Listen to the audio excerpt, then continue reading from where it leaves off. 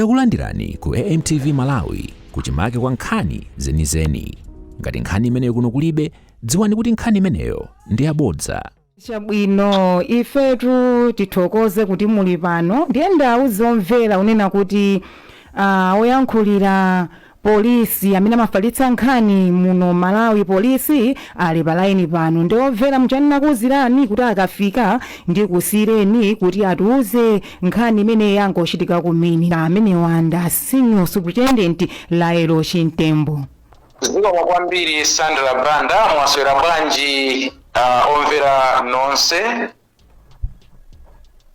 Ife Malawi Police Service timafuna tiudziwitse mtundu wa Malawi kuti bambo Samia Sacranie azaka 46 amene ndi mmodzi mwa akuluakulu oyang'anira hotelo ya Crossroads ku Lilongwe amene adabedwa ndi anthu osadziwika pa 6 February 2026 apezeka.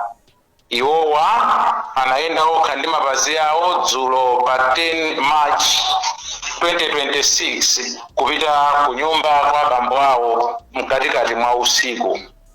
Amalawi tikufuna tikudziwitseni kuti kafukufuku akupitirira kuti tidziwe chimene chidawachitikira, komanso kuti zimenezi zikhoza kutithandizira kuti tiwamange amene adawapanga chipongwewa, komanso kuti tipeze mfuti zimene zidagwiritsidwa ntchito.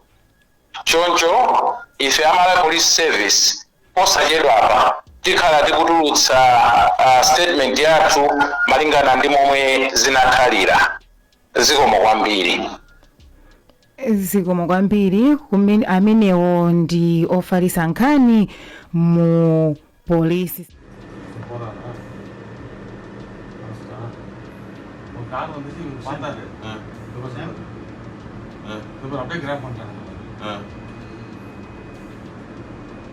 Even security already work on the very good AK-47. On the face yeah, it look like Asian. They can go Juba. Sabne Juba bana. Ba wo picture bejo mere. I never find more.